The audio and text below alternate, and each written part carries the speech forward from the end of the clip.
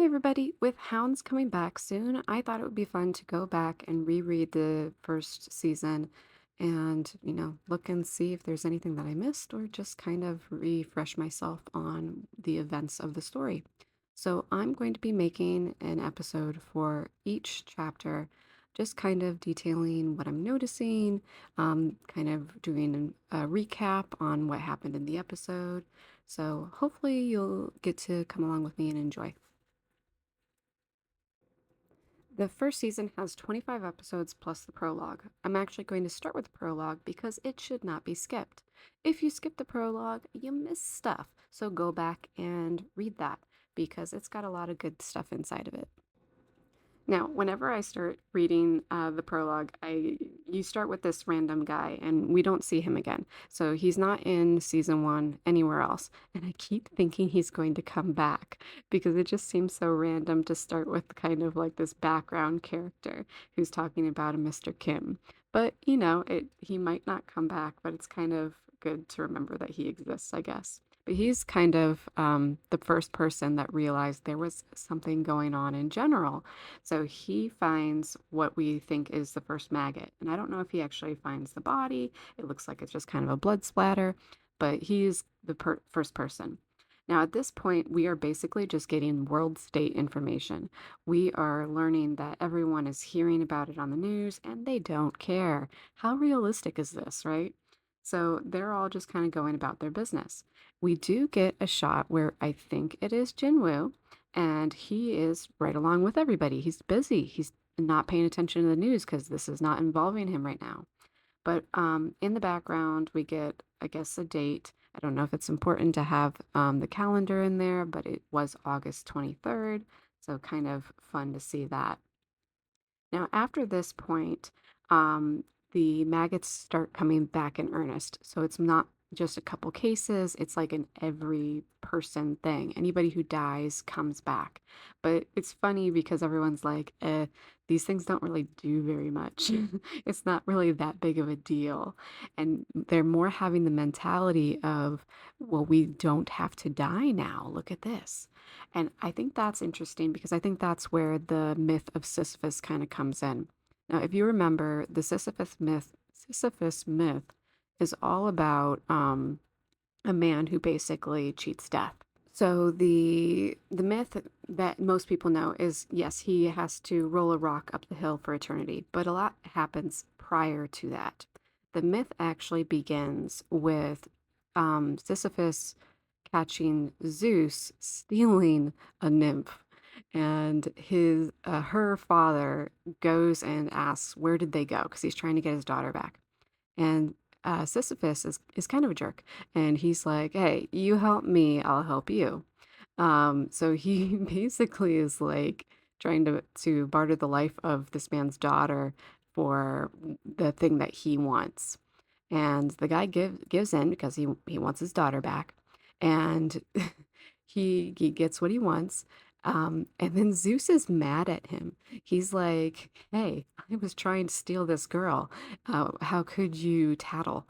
So he sends Thanatos, that is the god of death. So he's sending this guy to say like, "Hey, take his life." And I don't know which version of the myth maybe you've heard, but there's different accounts of it, how Sisyphus managed to basically trap Thanatos. So he traps him, and then nobody can die. And they go about this way for a while where no one is dying, nobody is going down to hell anymore. And the gods are like, uh-oh, that's not good. We need to have these mortals dying, especially the god of war. He is very upset about this. So he actually makes a break and gets Thanatos out, and they take Sisyphus down to meet Hades and Persephone. Um, but before he gets down there, he talks to his wife. Sisyphus talks to his wife and says, "Hey, don't do uh my funeral arrangements. Don't do anything. Just leave me there for a bit, and I'll be back." And she's like, "Oh, okay, sure, whatever." So he goes down and he goes to Hades and Persephone and he says, "Hey, I really need to go back up for just a little bit, just for like a little bit. I need to talk with my wife." And they're like, "What?" And they're like, "Yeah, she didn't do my funeral how I want it to be done. She didn't do my arrangements." And they're like, "Oh, that's so sad." And they let him go back up. They let him go back up to the world of the living to talk with his wife one more time. He kind of pulled on Persephone's heartstrings.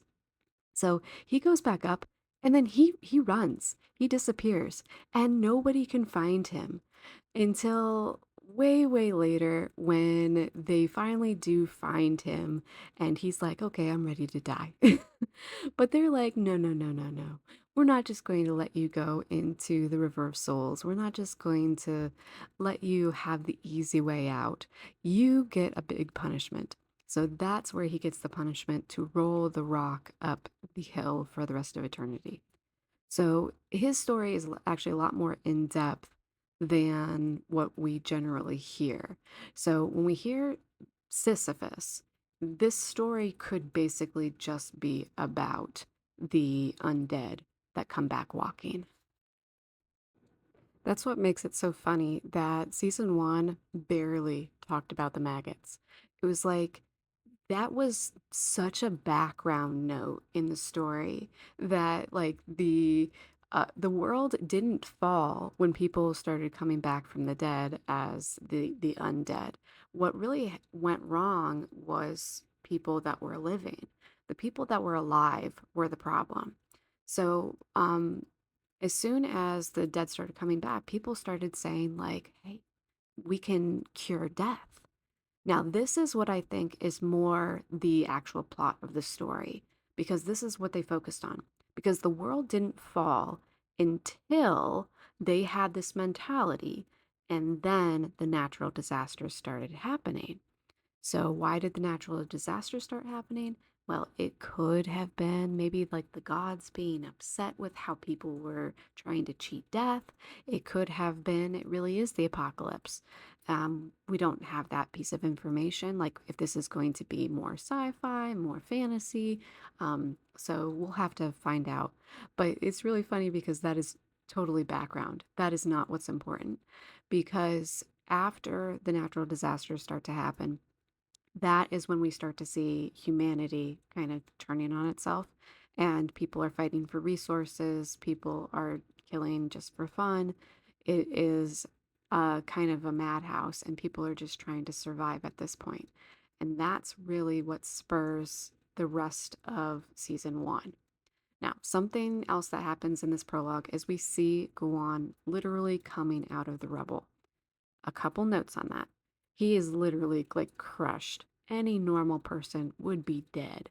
So why is he not dead? Is he not dead because he is a maggot? Is he not dead because he can't die? Does he have a special ability? Um, did he was he an experiment done by people who were trying to cure death and they were using maggots as kind of like an experiment?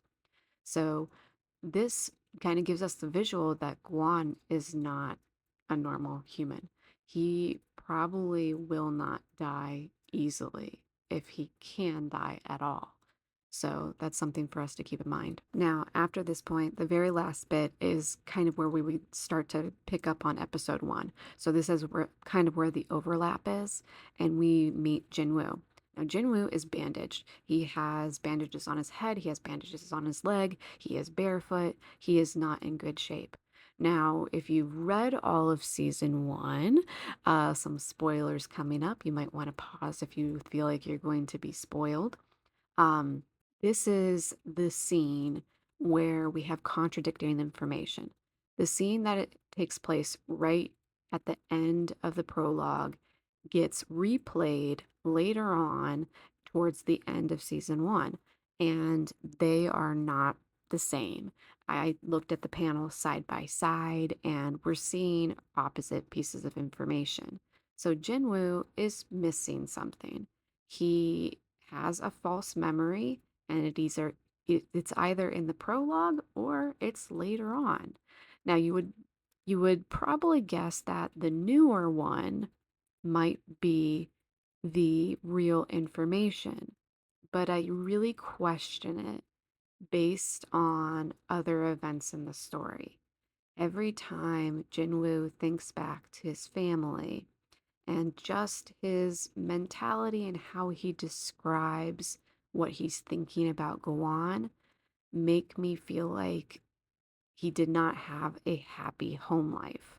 So I really question if Jinwoo is a good narrator for us because I'm pretty sure that we can't trust what he's trying to say to us. That brings us to the end of the prologue. We'll start episode 1 next.